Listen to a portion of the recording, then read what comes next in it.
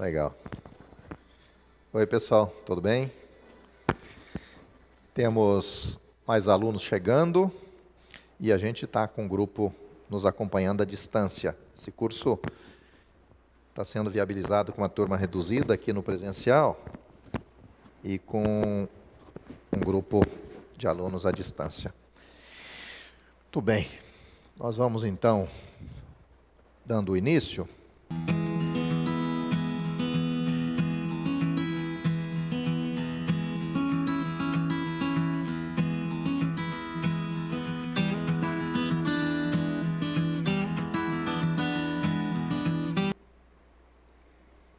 Agora sim.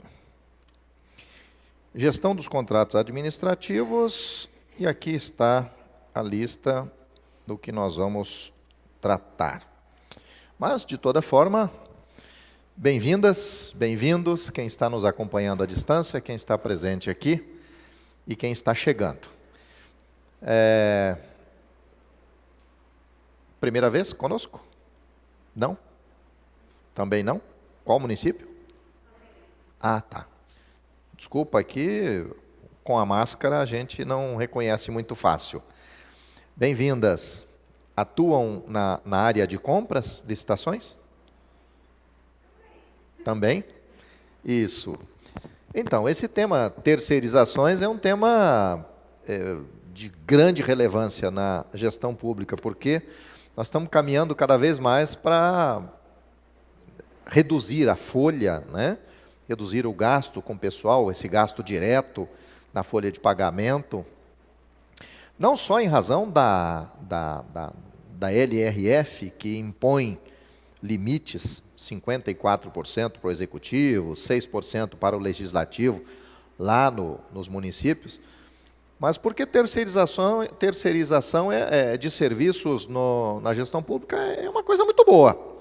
E eu, particularmente, sou bem fã da terceirização. Gosto muito dela, obviamente, em algumas áreas, né? Naquelas áreas específicas, aquelas áreas que, em primeiro lugar, que se permite terceirizar, e também aquelas áreas que são viáveis, aquelas que são mais interessantes terceirizar.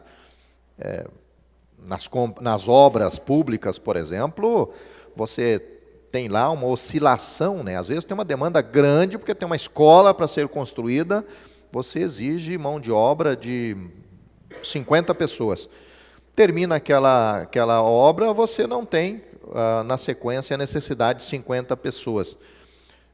Convênios, né, que vem recurso, então, oscila número, exigência de habilidades, porque em algumas obras são diferentes de outras. Por exemplo, uma pavimentação asfáltica não é o pedreiro e o carpinteiro,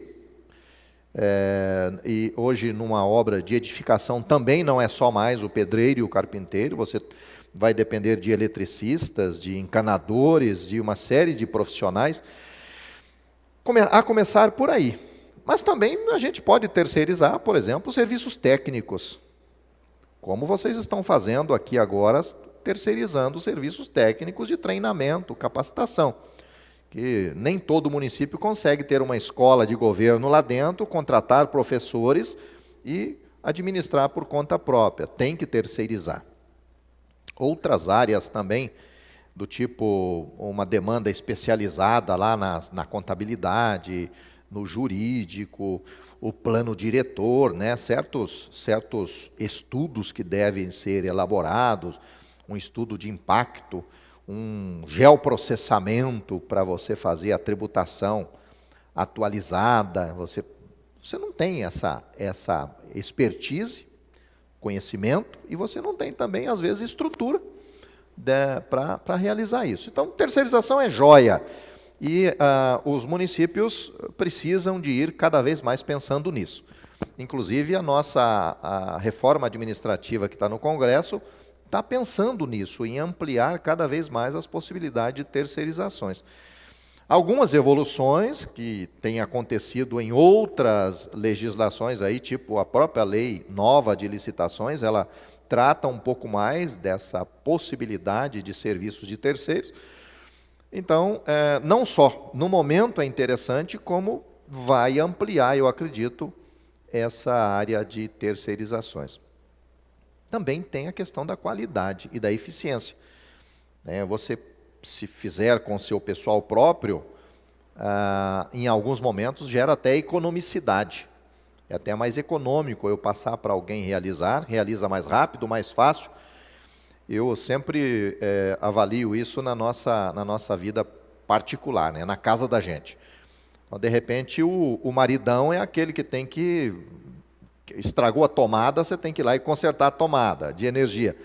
Mas às vezes a gente vai e estraga, Às vezes você vai lá, arrebenta a parede, vai com uma furadeira, fura no lugar errado, o cano vaza, você vai instalar a eletricidade e dá um curto, você não tem ferramentas, você não sabe lidar com aquilo.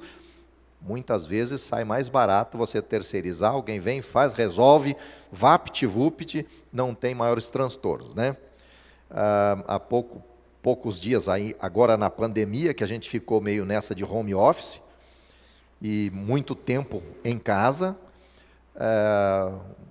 gerou problema lá num registro que distribui água para uma parte da nossa casa. E eu me meti a resolver o problema do registro. E no fim do dia, eu ainda disse para minha esposa, olha, eu gastei o dia todo envolvido com esse registro, eu tive que procurar quilômetros andando pela cidade primeiro procurando uma ferramenta para eu comprar, para tirar aquela peça, depois procurando o registro em si. E eu disse para ela, se eu tivesse pago para um profissional vir fazer isso aqui, eu teria aproveitado o meu dia muito mais trabalhando nas minhas atividades online e teria saído mais barato. Bom, passará por aqui professores falando, ou passarão professores falando do que pode, do que não pode terceirizar, onde é que é possível, onde é que não é. E até falando sobre, nós teremos um painel aqui que o professor, por exemplo, vai trabalhar com vocês a planilha.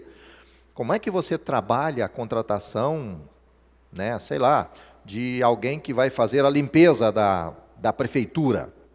Vocês são do executivo? Todos?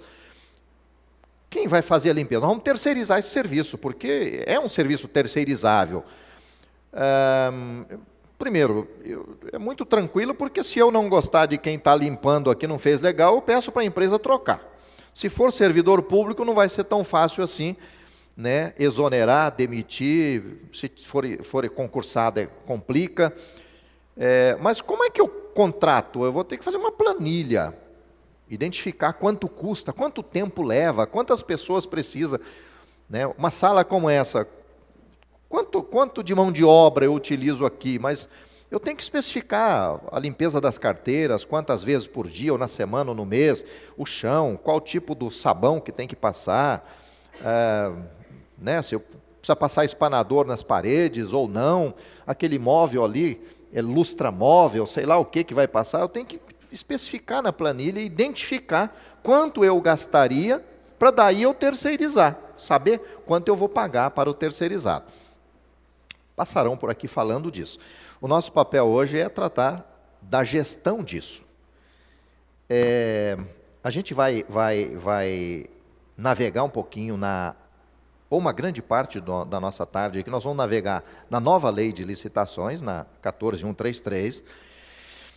Já adianto para vocês que tudo que ela fala lá não consta, a maioria, nas atuais leis licitatórias, nem na 8666/93, muito menos na 10.520 de 2002, que é a lei do pregão. Ela trouxe essa abordagem, só que não é nada novidade que passou a exigir de vocês agora. Isso já se exige, mesmo não estando na lei de licitações. Então, na medida que eu apresentar aqui a 14.133, não entendam assim, poxa, mas e se eu tiver que usar a 8666? Você vai usar as mesmas regras ali, porque os tribunais de contas, a doutrina, a jurisprudência já aponta que vocês têm que seguir esses trâmites. O que ocorreu é que a 14.133, ela abordou, ela esclareceu, ela detalhou, ela especificou e, em alguns casos, mandou regulamentar, que já é uma exigência de hoje. Então, a gente vai falar aqui exatamente do gestor do contrato, do gestor dos contratos, que gestor de contrato é ou um departamento, ou uma pessoa que faz a gestão dos contratos naquele órgão público, e o fiscal do contrato, que é um para cada contrato, né? Oi, tudo bem? Bem-vinda. Nós temos aí, então, esses dois elementos que passou-se a falar deles muito mais agora, tá? Então, bem-vindas aí para nós navegarmos nessa... Eu vou começar navegando na lei.